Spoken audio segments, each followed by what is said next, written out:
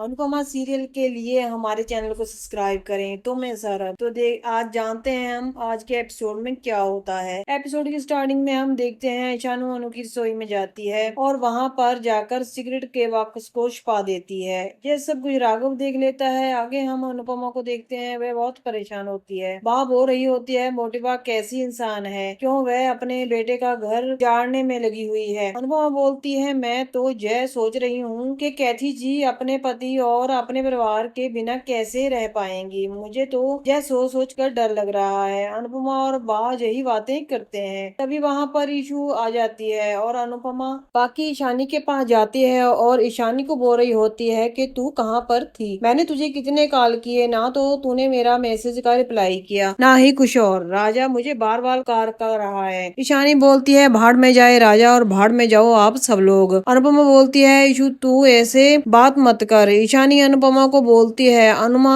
मुझे अब सोना है, आपके लेक्चर सुनने का मेरा कोई मूड नहीं है। इसके बाद ईशानी वहां से चली जाती है और पाकी बोलती है, मम्मी देखो ईशानी हाथ से निकलती जा रही है। तो बा बोलती है, ये सब कुछ सिर्फ तेरी वजह से हुआ है, वो हाथ से निकलती नहीं जा रही बल्कि हाथ से निकल चुकी है।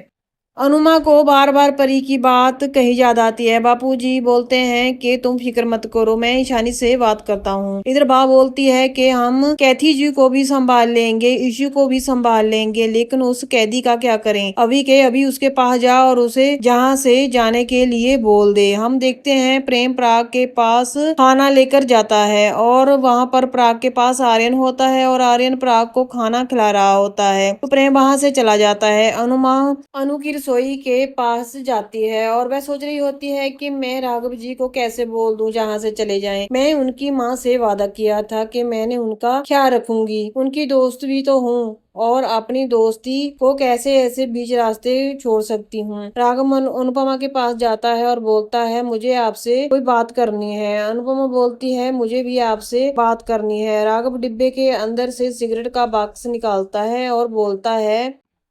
अनुपमा बोलती है, ये यहाँ पर किसने रखा होगा।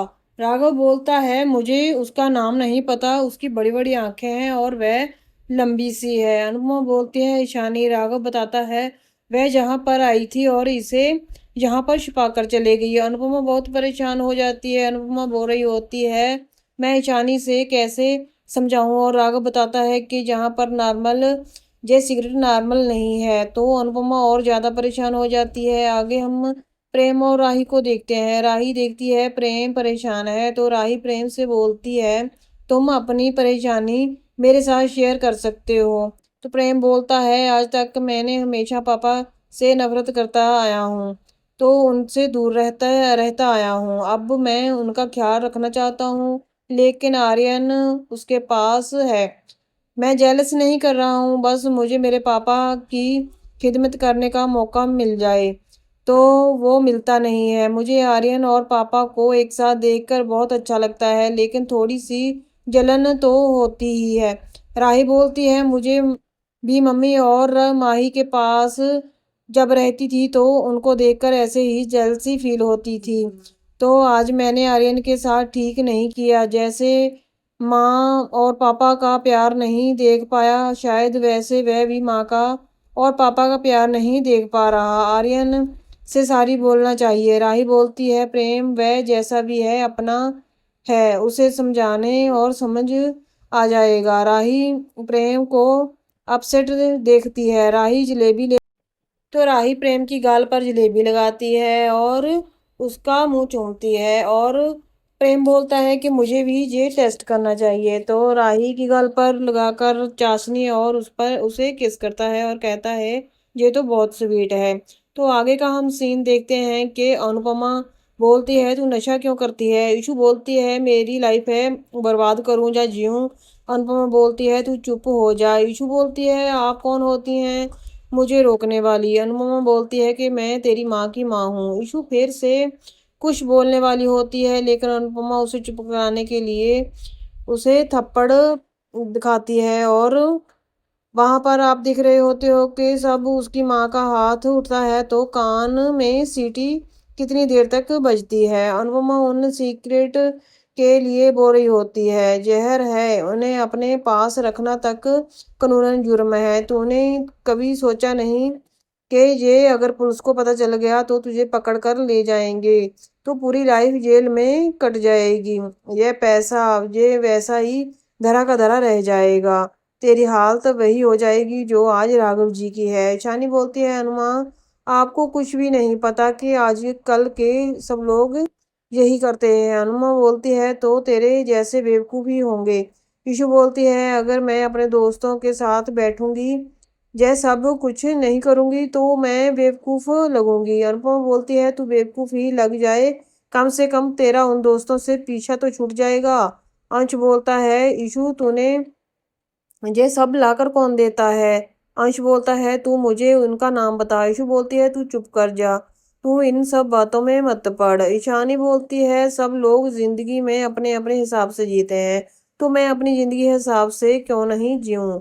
तो आप आगे देख रहे हो कि ईशानी सिगरेट का डब्बा अनुपमा से ले लेती है और बोलती है, जे मुझे खुशी देता है, मुझे थोड़ी सी शांति देता है और लेने के बाद अलग ही दुनिया में चली जाती हूँ। पाकि बोलती है, मैंने तुम्हें ये सब सिखाया है क्या? तो ईशानी बोलती है, नहीं आपने ने तो नहीं मुझे सिखाया है, लेकिन अमीर लड़कों को पटाना, उनसे पैसा लेना, पैसा आपको लाकर देना, आपके लिए आपकी बेटी नहीं कोई मॉडल हूँ। जे खाओ वह मत खाओ, जे नहीं खाना तो मैं खाते, लेकिन वह खाना नहीं खा सकती।